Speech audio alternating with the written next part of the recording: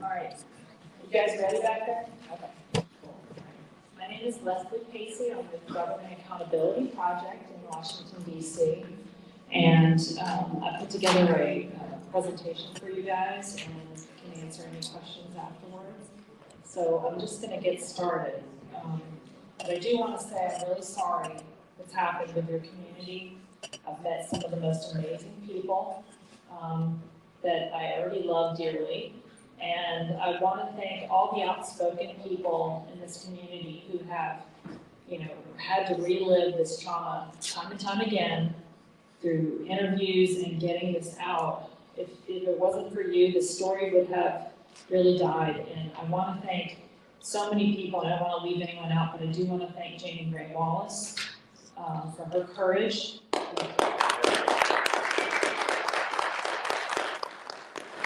She has been a leader in this community, and she deserves a lot of credit, and so do so many other people. So I'm going to get started. First thing is, let's see, I think,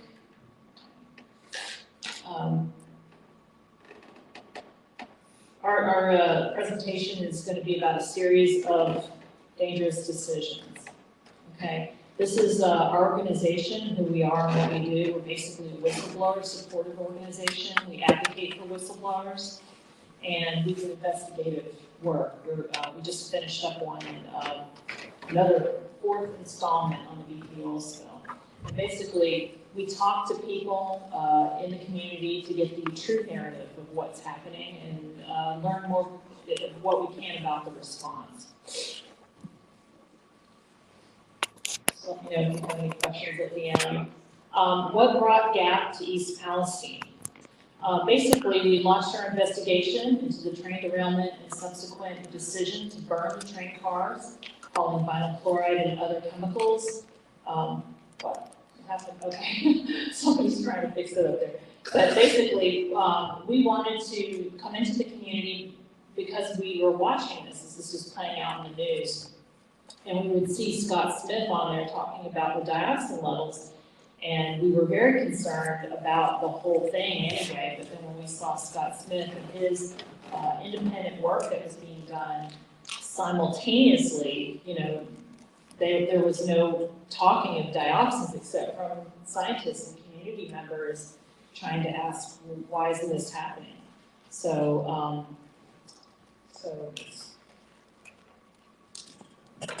and we have concerns, and I kind of mentioned this in the other slide, but about how our government really heavily relies on the responsible party, on the polluter, to come up with all the testing and sampling, and to basically assure a community that things are safe. That's an inherent conflict of interest, and that needs to change in the big picture.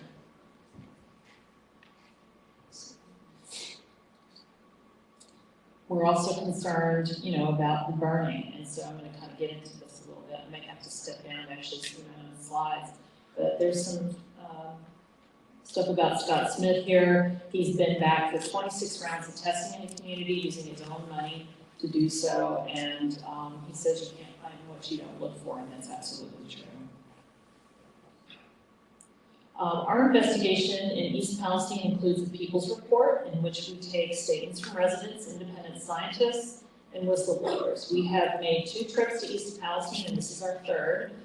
We also conduct research and file Freedom of Information Act requests to federal agencies to facilitate that deep dive.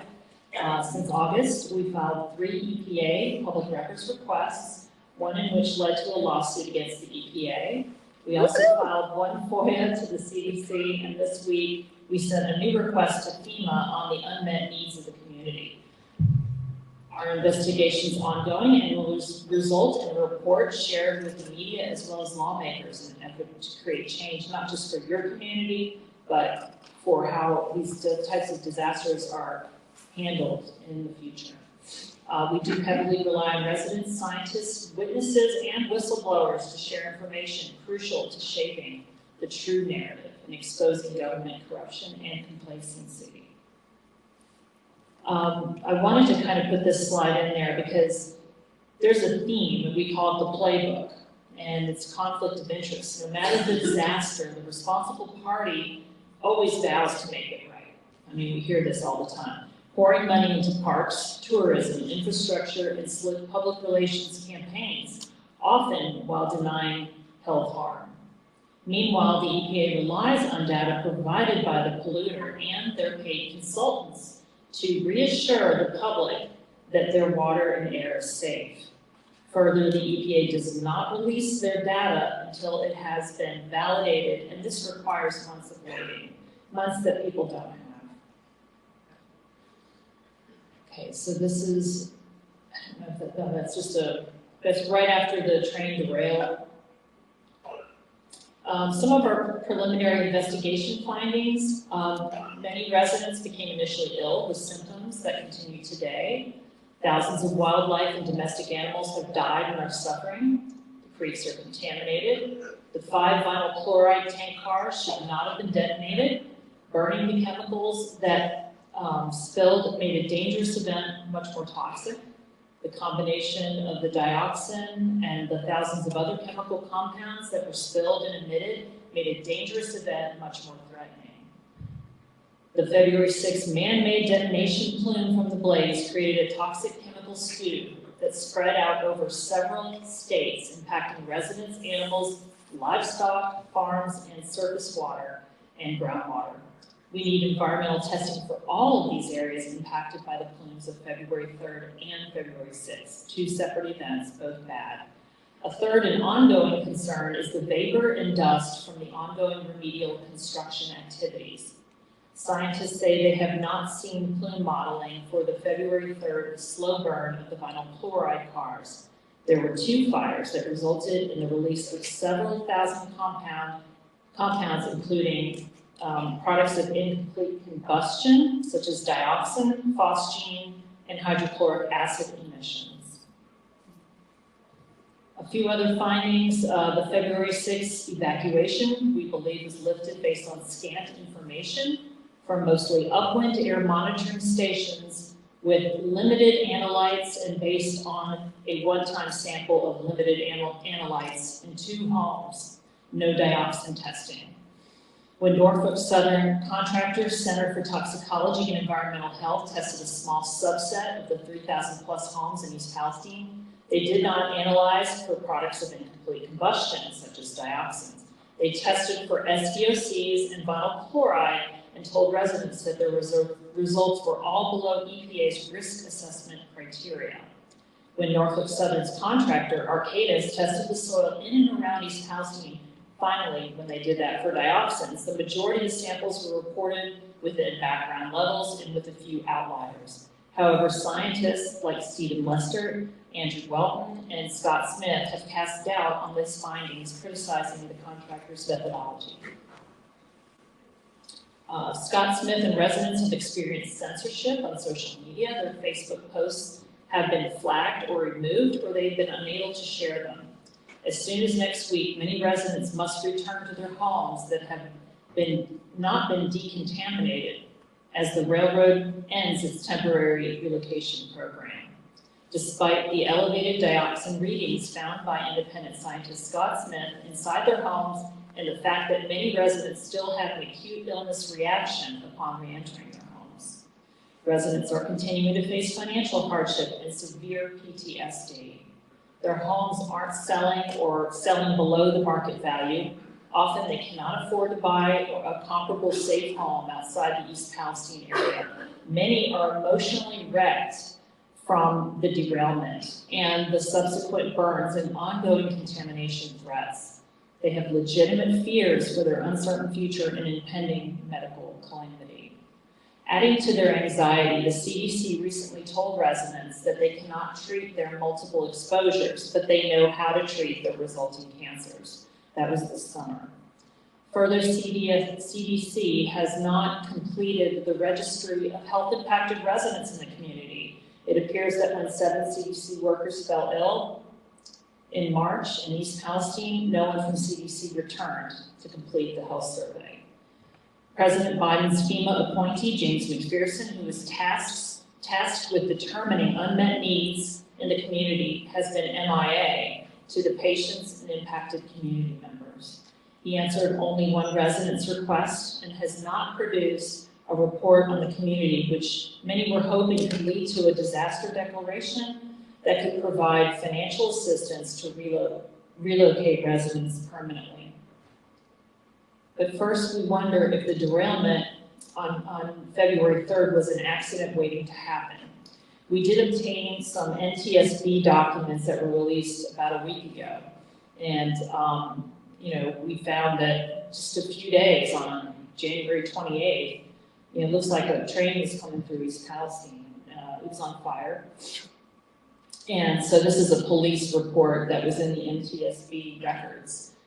And, there's been so many accidents, especially out of Norfolk Southern, and we can provide you with that information later, but there's a lot of hazardous chemicals being hauled and spilled, a lot of accidents going on.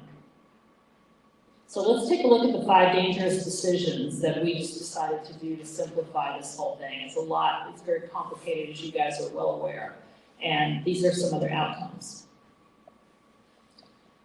So as far as the February 3rd derailment, a toxic slow burn of vinyl chloride, propylene, diethylene, ethylene glycol, monobutyl ether, ethyl hexyl acrylate, polyvinyl petroleum lube oil, propylene glycol, butylene, butyl acrylates, petrol oil, fuel additives, and other products occurred.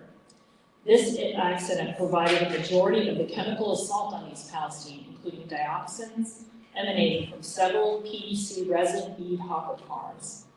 Don't forget your largest and heaviest toxic emissions by volume actually occurred on February 3rd, 4th, and 5th, according to environmental scientists who are experienced in train disasters. We have a lot of people in our team that we're working with, and they provide us with some really good information. It is unfortunate that everyone evacuated was not evacuated. I'm sorry, it's kind of cut off over there on February 3rd. So I think this is a video. This was obtained through NTSB releases. I think they can get it to work. There we go. This is the initial burning of the chemicals on February 3rd. And some of this stuff really hasn't been out in the news media yet, so I have a few videos of this I thought you guys would be interested in seeing.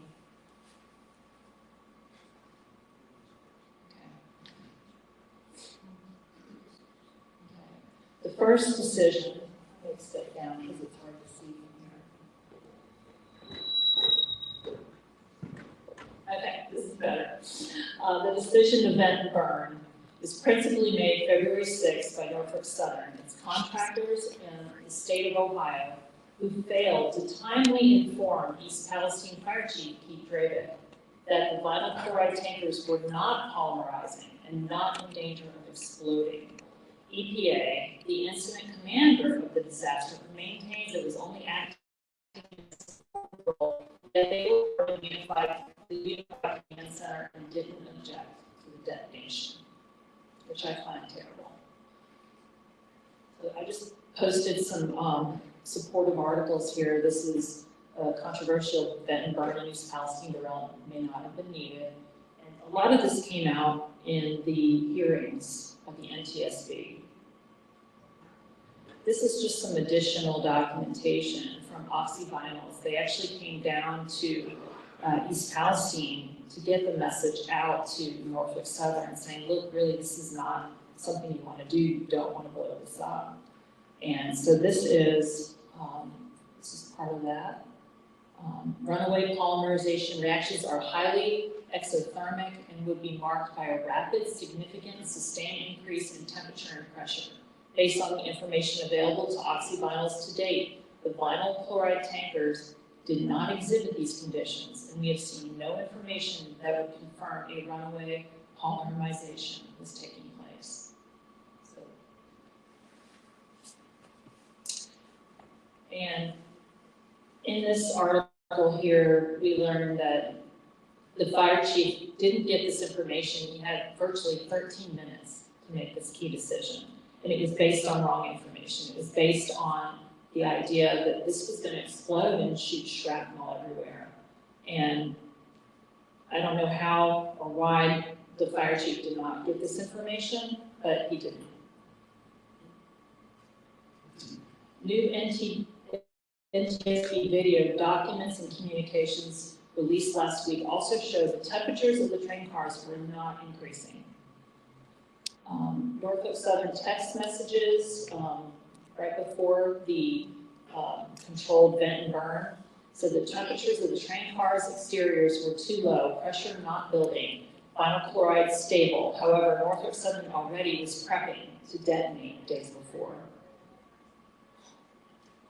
And these are, it's kind of cut off there, but these are text messages from internally between Norfolk Southern employees, and you can see the temperatures of those 5 vinyl chloride train cars, being that the 126 wasn't even hot enough to cause an emergency.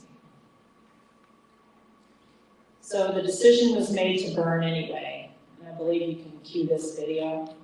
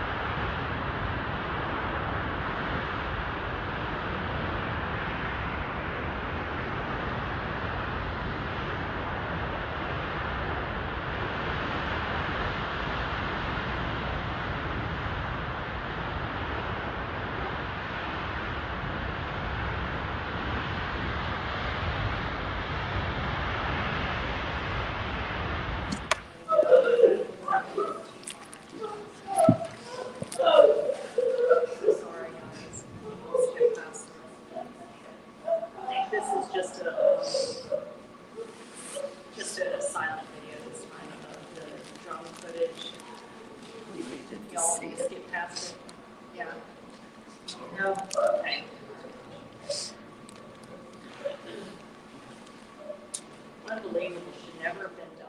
Should never have been done. Totally unnecessary.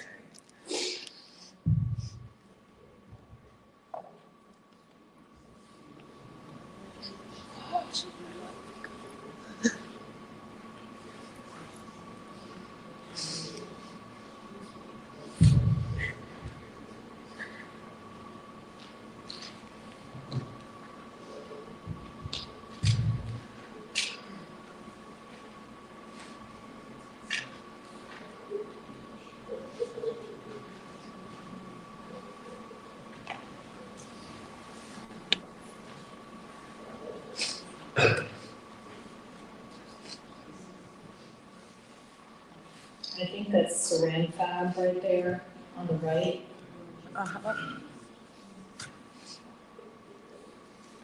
But this was part of all the NTSB videos that they released kind of early. They usually wait 18 months before they come back with a decision and all this information. So they released it a week prior to the anniversary. And I'm going to skip past if everybody's good with that. Or do you want me to show of hands? You want me to get to?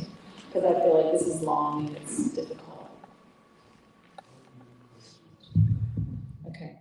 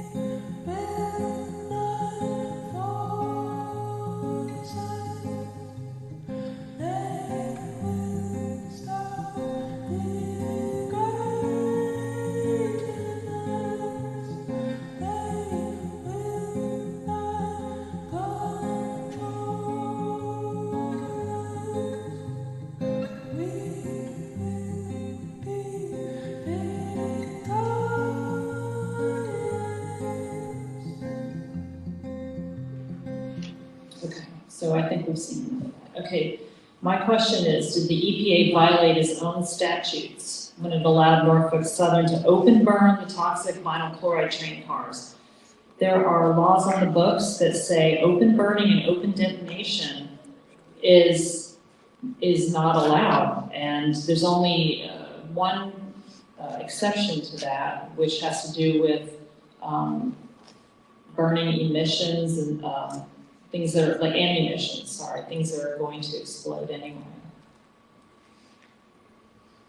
The decision to lift the evacuation I have listed as number 2. The 2-day evacuation was lifted on February 8th, too soon and with only 2 homes being tested for VOCs and SVOCs, while residents return home to acrid odors, burning eyes, and a plethora of numerous acute symptoms. No testing was done for dioxin and combinations of chemical cocktail compounds that were unleashed into their homes. Two homes. And they said, come on home, 2 homes. These are just different quotes that I pulled from speaking with some residents. This is Courtney Miller. She's talking about nosebleeds. You guys are familiar with all the terrible symptoms. This is an article from Status Quo. It's done a great job of covering this, talking about the different health impacts. And I've highlighted here, this is from Janie Ray Wallace, interviewed her, and these are some of the issues that we're seeing. Menstrual nodules, nosebleeds, headaches that start and stop constantly, burning eyes, irritation in the eyes, and other eye issues.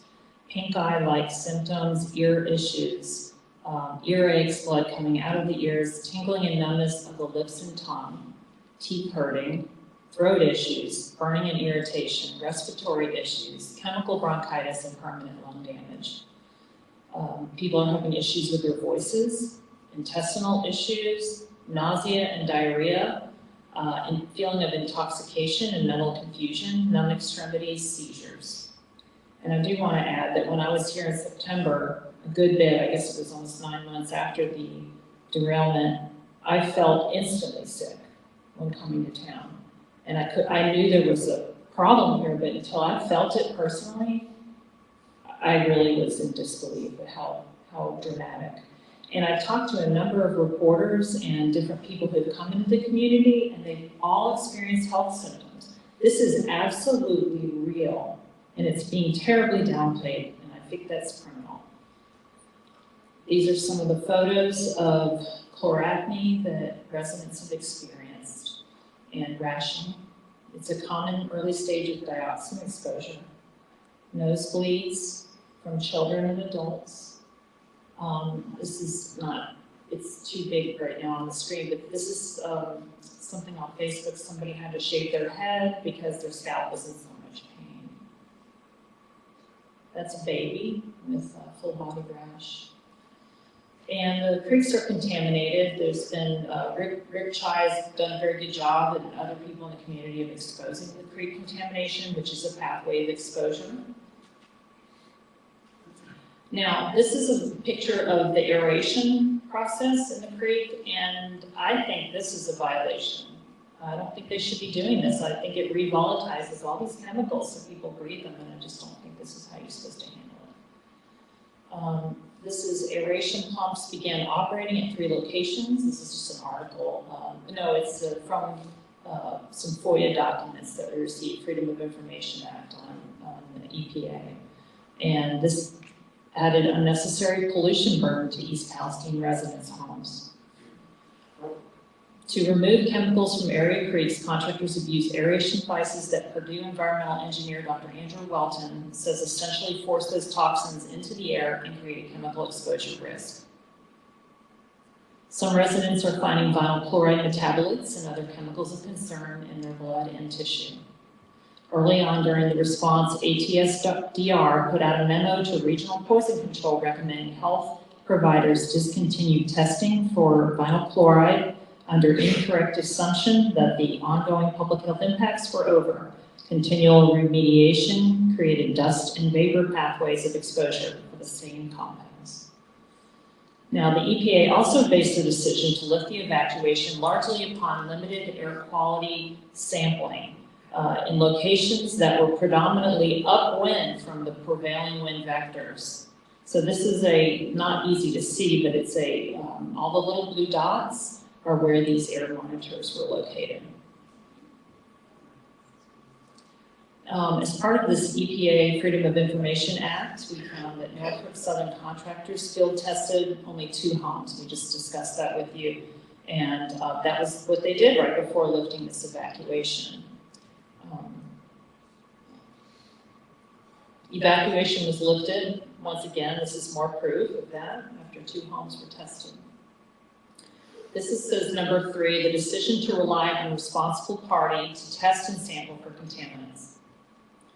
In Ohio, regulators are letting the polluters guide a toxic cleanup. This is an article about the air testing that was done after people came home. CTEH came in and they worked alongside EPA, but EPA was mainly in a supervisory role.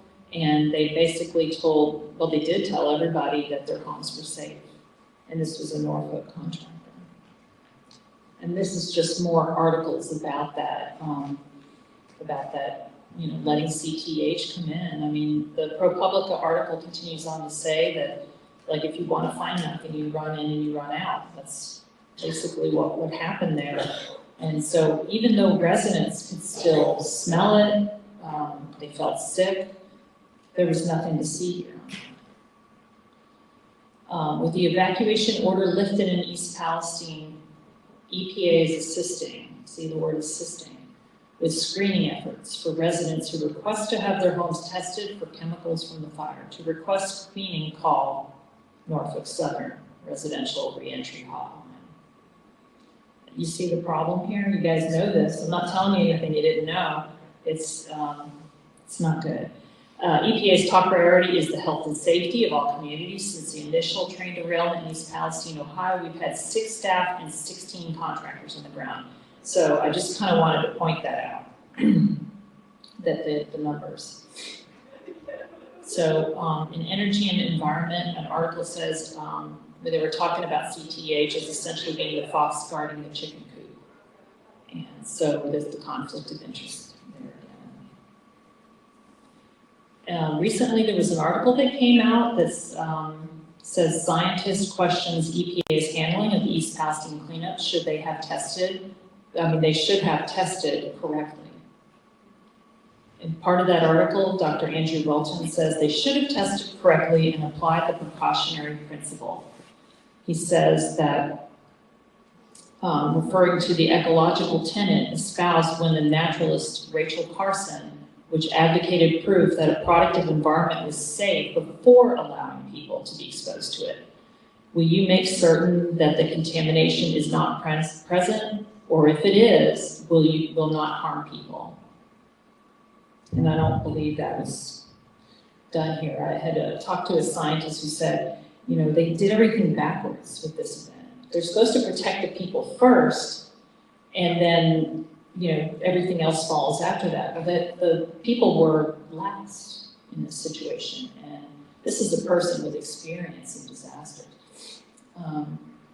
This is more on Dr. Andrew Welton. He said he began to have doubts about the EPA's decision to allow residents back when he learned the agency was relying on a piece of equipment called a photoionization detector, or PID. These handheld devices give a snapshot of chemical concentrations in the air, but they aren't sensitive enough to detect relevant amounts of one chemical involved in the spill, butyl acrylate, a colorless gas that can target the eyes, skin, and respiratory system. The EPA later admitted in a draft document obtained by this news source that they were not sensitive enough to measure butyl acrylate at the public health air screening threshold for health and safety. It is with that faulty information that the evacuation order was lifted, and residents and business owners were encouraged to go back into their contaminated buildings, Welton said. Continuing with the same article, it says scientists question EPA's handling of East Palestine's cleanup. They should have tested correctly.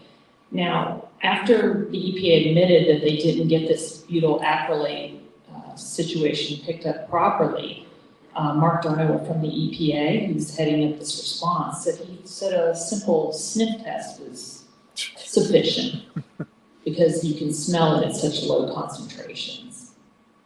Which is a lot like the BPL spill. When they said it was safe to eat the seafood, they had people come out and do sniff tests. Really, I'm not making this stuff. You can't make this stuff up. Okay, this is from a FOIA from the EPA, some documents that we obtained that, let's see, this is, I'm not sure we can elaborate until we have a scope and level of effort. We need to be looking at closely how we proceed. Oh, so they're going back and forth on interior sampling. How do we do this? Which they're not doing anymore. This next dangerous decision we see is the decision to not test for dioxins. And I changed it to, it's purposely crossed out. It's not an editing error. Not publicly disclose dioxin testing in East Palestine in February that was done by the railroad that showed dioxin levels that were 19 times higher than the EPA action levels. This was recently discovered. Dioxins are considered persistent organic pollutants, meaning they can take a long time to break down in the environment, and they do accumulate in the food chain. They have been linked to numerous serious and potentially deadly health impacts, including cancer, developmental and reproductive problems, immune system damage, and hormone disruption. In the days and weeks after the incident, independent experts sounded the alarm about the risk of dioxin exposure in East Palestine. This is from Senator Brown's office, asking about, are they going to test for this? This was on 2/16, just a little bit after. This I just included because this is a guy who is a community involvement at the EPA Region 5. You think he'd know what dioxins are? No. This was included in the Freedom of Information Act request. So some callers yesterday were asking about dioxins, saying they are emitted when vinyl chloride is burned. No clue if that's true or not, just what callers said. Okay. If it was his community, I think he would check into it, maybe. This is from the Associated Press, where he said he was inquiring, on 2/23, February 23rd. Now, aren't you guys going to test for dioxins? And he said, I think Administrator Reagan said recently he wasn't sure. I mean, it's kind of a no-brainer. And so more coverage of this on February 27th. It says that scientist Stephen Lester said there's no doubt in his mind that dioxins were released during the February 6th controlled burn of vinyl chloride. He says EPA's reasoning for not testing is a lame excuse and wrong. According to the EPA Region 5 Administrator Deborah Shore, the agency will not test for the highly toxic chemical compound dioxins at this time. Now pay attention to the date, February 27th. And she also went on to say dioxins are ubiquitous in the environment. They were here before the accident. They will be here after, and we don't have a baseline of information in this area to do a proper test. But we are talking to our toxicologist and looking into it. I want to know who that toxicologist was. Yeah. It's another Freedom of Information Act request. So on February 28th, it says the EPA will not test for dioxins as part of their work monitoring an eastern Ohio town. Again, denials. And then in the Salem News on May 20th, we have Mark Durno, fast forwarding a few months here, but he's saying, basically, we're not finding a problem with dioxins. So you guys can read that quote.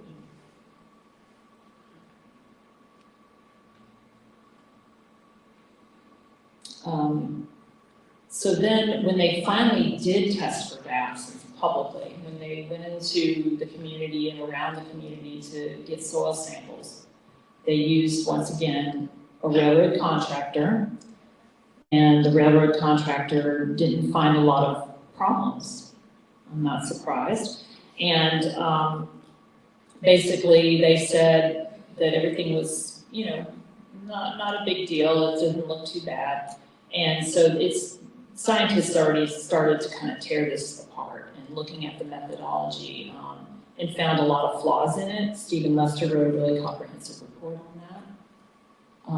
And then just more coverage about the EPA dragging its feet on investigating chemical risks in general.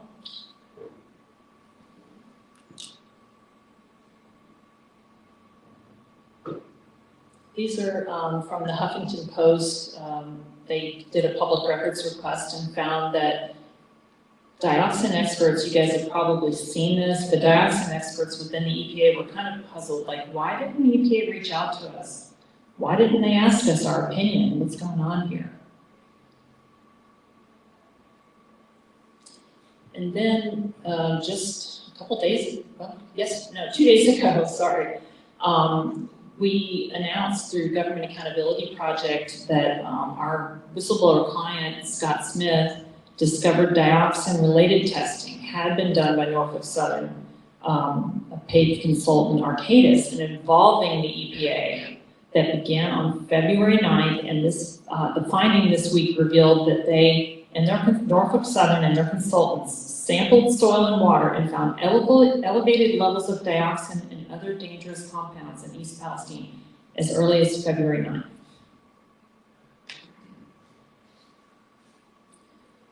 Despite the EPA claiming the dioxin levels in East Palestine were at first non-existent and then safe, along with other chemicals for residents, these documents are evidence that Arcadis performed dioxin and other chemical testing as early as February 9th that showed concerning levels of these chemicals. By burying them in thousands of pages of responsive documents posted on the EPA website, the agency continued to deny the need to test for dioxins and these other chemicals, including air testing in homes and soil testing at homes. The EPA officially stated that they started dioxin testing in March, while knowing there was dioxin testing already completed in February, after pressure from lawmakers, scientists, and the public. The EPA has continued to tell the public that the community and their homes are safe, while refusing to test the interior of their homes for dioxins and other VOCs and semi-VOCs, along with soil testing. The testing from February 17th shows dioxin TEQ concentrations, that's total dioxins, at 91.9 parts per trillion, 19 times higher than the average 4.8 parts per trillion residential screening level, which is the level at which immediate follow-up sampling is required. Although some of these tests may have been characterized as quote-unquote waste and buried on the EPA website, these test results appear to show the fingerprint identity of the dangerous chemicals from the toxic plume, along with concerning levels from the plume fallout that was deposited in and around East Palestine. The EPA was not transparent in communicating these testing results directly to the community, and the fact that dioxin testing did begin as early as February 17th. And I just want to make a little correction. It was February 9th when they were doing the full spate of chemicals at the waste, but then February 17th, I know they absolutely incorporated dioxin. The medical community seems ill-equipped also to respond to the dioxin disaster and simultaneous multiple chemical exposures, according to community members. And you guys are still waiting for this long-term health monitoring that's supposed to come. I know you have different universities and scientists working on this, and you know, we have Beatrice Golan's group here testing blood, and we're so thankful for them, but still nothing official from our government. Last section, I know you're probably ready for me to sit down. I've been up here a while, but the decision to downplay the scope and enormity of the plume. This is a photo that was shot from an airplane who was flying over the area, and each pilot snapped this picture. So if you ask the EPA about the plume, and they will refer you to this page, which I did, I found this page, and it kind of stops there. See the board, it's really hard to see, but you can see it stops at that boundary. It really doesn't go very far. It says the model for chemicals was underestimated, and the length of the model does not go over a long enough distance or timeline. Okay, this is alive. This shows what NOAA captured. They did forensic and they recreated. This is the true estimation of the plume.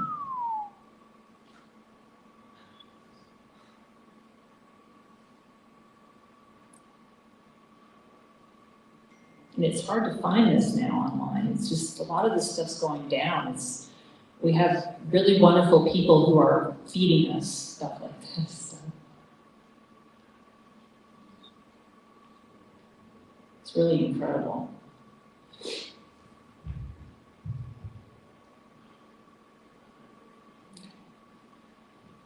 We have a new team member. His name's Dr. George Thompson, and he has been a toxicologist for 50 years. He has been studying East Palestine, the event and the burning, and analyzing the potential dangers from it. So I'm going to have copies of his full 2-page op-ed piece, which he's now releasing to the media. It should be out front in a little bit. I know they're making copies for me right now, but it's very concerning. And I'm going to just read you a couple quick excerpts. It says that I predict East Palestine, Ohio train derailment chemical release deaths may become worse than 9/11. My independent expert analysis of the chemicals in the rail cars and their subsequent fire following the train derailment in East Palestine, Ohio, identified over 100 highly toxic chemicals that have the potential to result in long-term medical injuries and environmental contamination. Because of the downwind atmospheric dispersion of the smoke plume hazardous products, the potential for farmland contamination and surface water pollution, the long-term human health effects from this accident may be worse than occurred in 9/11. The fire potentially released 3,000 to 6,000 tons of highly toxic soot, ash, and hazardous chemicals into a massive smoke and mushroom cloud that slowly dissipated hundreds of miles beyond the derailment area, contaminating gardens, farmland, animals, and communities in perhaps 5 or more different states. I fear that similar delayed deaths from the East Palestine massive chemical stew release will accrue in eastern Ohio, Pennsylvania, West Virginia, and perhaps beyond. One of the railcar chemicals was detected at low levels in the Ohio River bordering West Virginia within about 1 week. The impact from tons of soot and ash, chemical contaminants on farmland across these states remains unknown. However, if some of these highly hazardous and long-lived chemicals enter the food chain, health effects will continue to accrue for years to come and in communities far from East Palestine, Ohio. I think this is the last one I have for him, but it's a 2-page, and I really encourage the media and members of the community to look at it. He says massive chemical contamination of towns has previously occurred in Love Canal, New York, Times Beach, Missouri, and even Chernobyl, Ukraine. These 3 towns have one thing in common. Their inhabitants and businesses were all removed and evacuated due to massive contamination of the towns with highly hazardous chemicals. The specific contaminant in Times Beach was one chemical, dioxin. The independently derived data of dioxin contamination in East Palestine also warrants the relocation of families and businesses. Although 1 year has now passed since the disaster occurred in East Palestine, Ohio, the incident must be reconsidered an emergency by local, state, and federal agencies. Residents and their animals can only be protected by evacuating East Palestine and the surrounding area, buying the businesses, and relocating the citizens to a safer area of their choosing.